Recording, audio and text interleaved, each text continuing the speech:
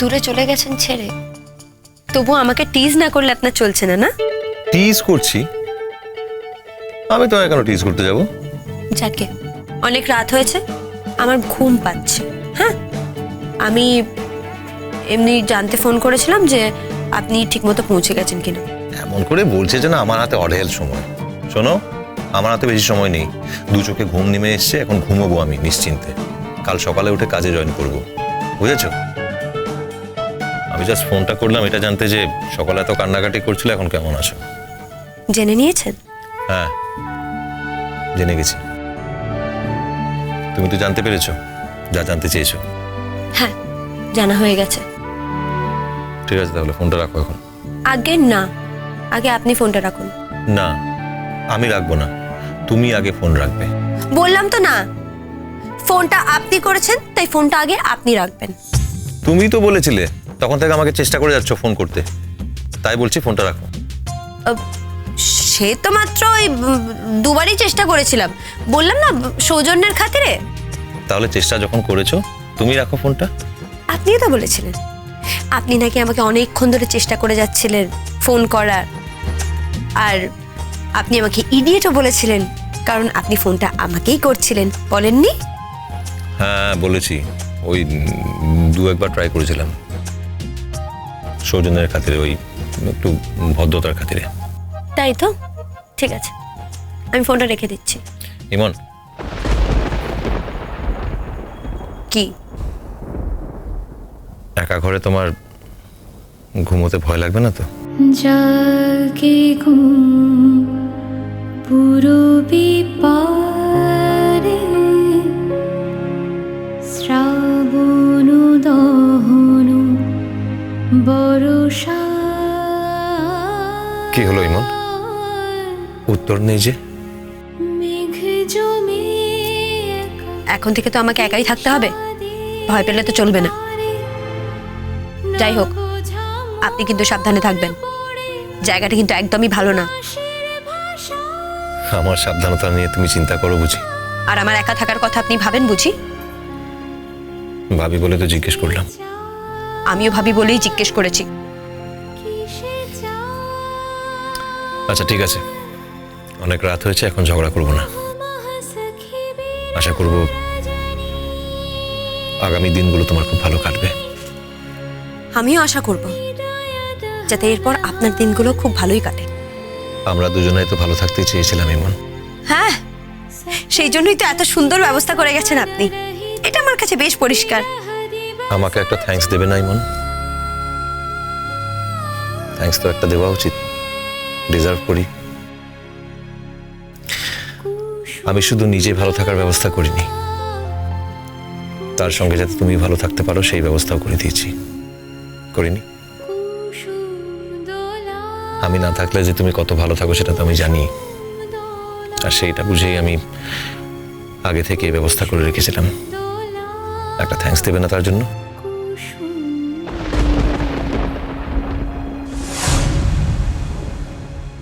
Hello hello,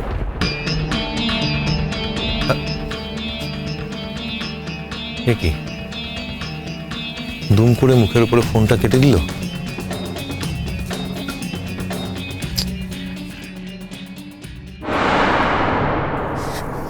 আমাকে রাগানো হচ্ছে তো, আমাকে রাগানো হচ্ছে, আমার মাথায় আগুন তুলে দেওয়া হচ্ছে, রক্ত তুলে দেওয়া হচ্ছে আমার মাথায়। ঠিক আছে, কোনো ব্যাপার না, এরপর যখন হিড় হিড় করে ওখানে গিয়ে টানতে টানতে কেন নিয়ে চলে আসবো না, তখন বুঝবে কত ধনে কত চাল।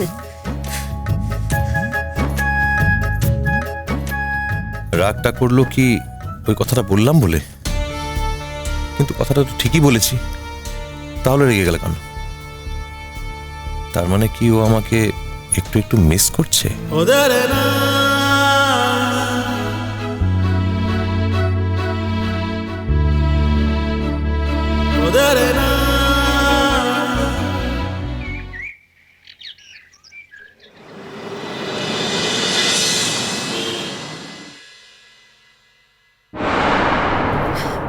স্যার সঙ্গে দেখা করবো। অ্যাপয়েন্টমেন্ট করা ছিল? না, আমার নাম ইমন মুখার্জি, স্যারকে গিয়ে আমার নামটা বলবেন, স্যার আমাকে ঢুকতে দেবেন। স্যার এখন ফোনে কথা বলছেন, এখন ভিতরে যাওয়া বারণ আছে। তাহলে এক কাজ করুন, একটু পরে গিয়ে বলে আসুন যে আমি এসেছি, যান। ঠিক আছে, স্যারের ফোন করা হয়ে যাক, তারপর আমি গিয়ে বলবো। আপনি কি করে বুঝবেন স্যারের ফোন করাটা কখন শেষ হয়েছে?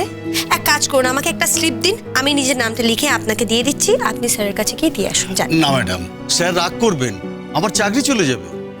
তো আমি কি করব? এখানে অনন্তকাল ওয়েট করব? তা কি করে বলবো? স্যার যখন বেল বাজাবেন তখন আমি যাব। ও, এখন আবার বলছেন স্যার যখন বেল বাজাবে। তার মানে স্যার যতক্ষণ না বেল বাজাচ্ছেন ততক্ষণ আমাকে এখানে ঠায় দাঁড়িয়ে থাকতে হবে। আর স্যার যদি একেবারে বেল নাই বাজান, তখন কি আমি এখানে দাঁড়িয়েই থাকবো? না, আমি যতটুকু করতে পারি ততটুকুই বলেছি। তারপর আপনি যদি মনে করেন তাহলে আপনি নিজে চলে যান। হ্যাঁ, তাই যাব।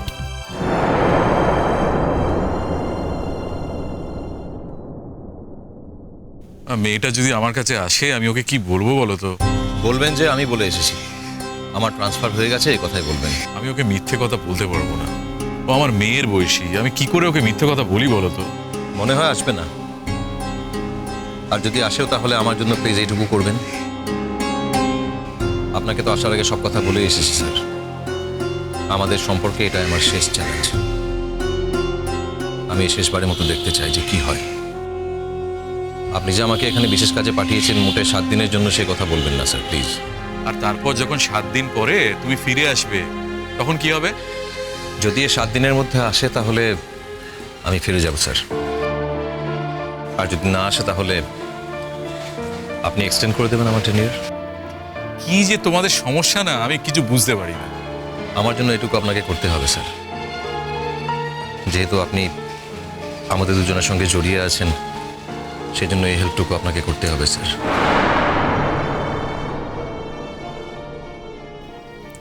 স্যার,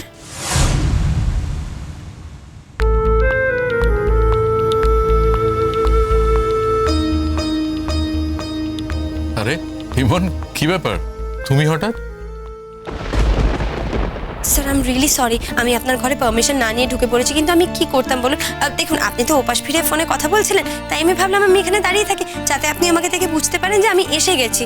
আমি আসতামই না, কিন্তু আপনার যে বেয়ারা বাইরে দাঁড়িয়ে আছে তাকে বলেছিলাম যে আমার নামে একটা স্লিপ লিখে আপনার কাছে পাঠিয়ে দিতে, যাতে আপনি বুঝতে পারেন আমি এসে গেছি। কিন্তু ও বলছিল আপনি যতক্ষণ না বেল বাজাবেন ততক্ষণ নাকি ও আপনার ঘরে ঢুকতে পারবে না। কিন্তু স্যার আমার কাছে এতটা সময় নেই ওয়েট করার, আমার কলেজ আছে, আমাকে এক্ষুনি কলেজে যেতে হবে। তাই আমি কলেজে যাওয়ার আগে আমি ভাবলাম যে 2 মিনিট আপনার সঙ্গে কথা বলে যাই, কারণ আমার ভীষণ দরকারি কথা বলা আছে আপনার সঙ্গে। আপনি যদি মিটিংয়ে ব্যস্ত থাকতেন তাহলে আমি আপনাকে ডেফিনেটলি ডিস্টার্ব করতাম না, কিন্তু আপনি যেহেতু ফোনে কথা বলছিলেন তাই আমি ভাবলাম আমি ঘরে ঢুকে পড়ি, আপনাকে একবার দেখিয়ে দিই যে আমি এসে গেছি, যাতে আপনি বুঝতে পারেন আমি এসে গেছি। এবার আপনি ফোনে কথা বলুন, কোনো ব্যাপার না, আমি ওয়েট করছি। আরে শোনো শোনো, বসো থ্যাংক ইউ স্যার। বসো।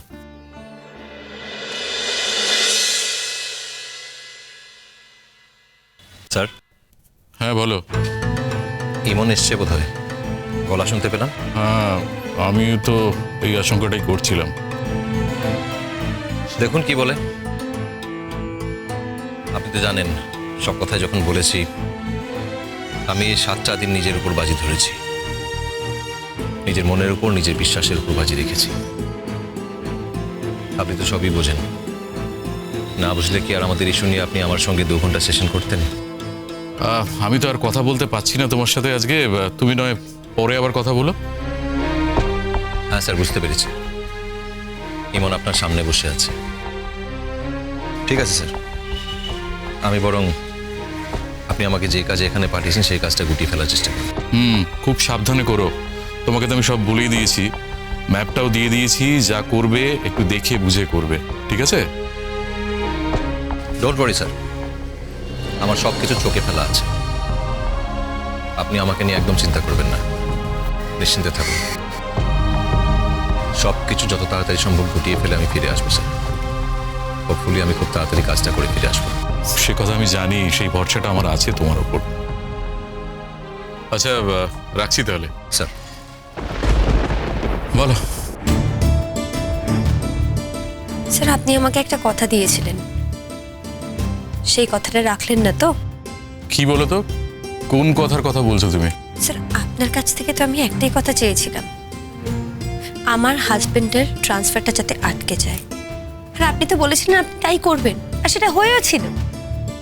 ওনার ট্রান্সফার আটকে গিয়েছিল, তারপর হঠাৎ একদিন আমার অ্যাক্সিডেন্ট হয়, কয়েকদিনের জন্য আমি হাসপাতালে চলে যাই, আর তার মধ্যে এত বড় একটা ঘটনা ঘটে গেল। গতকাল আমি জানতে পারি যে ওনার ট্রান্সফারটা হয়েছে, উনি চলে যাচ্ছেন, আর কাল আমার চোখের সামনে উনি চলে গেলেন। সে কি, ও তোমাকে কিছু বলেনি? না স্যার, আমাকে কিচ্ছু বলেনি। স্যার আপনি তো বলেছিলেন জায়গাটা নাকি খুব ডেঞ্জারাস, এরকম একটা জায়গায় ও জেদ করে চলে গেল।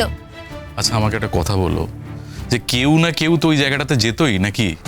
স্যার আপনি তো আমাকে আগে অন্য কথা বলেছিলেন। বলেছিলাম, কিন্তু তুমি আমাকে একটা কথা বলো ইমন, যে কাউকে না কাউকে ওখানে তো যেতে হতোই, তাই তো? আর তারা যে সবাই অবিবাহিত হতো তারও কোনো মানে নেই, তাদের স্ত্রীরাও আছে, তাদের টেনশন হতো তাদের জন্যে। তা তোমার কি নিজেকে স্বার্থপর বলে মনে হচ্ছে না? স্যার এটা ওর কাজ, ও একটা বিপজ্জনক জায়গায় কাজ করতে গেছে, ঠিক আছে, কিন্তু ও তো ওখানে একাই গেছে, আমি তো আর ওর সঙ্গে যাইনি, আমার কনসার্ন সেখানেই। তাহলে তুমি ওখানে চলে যাও। কুসুম দোলা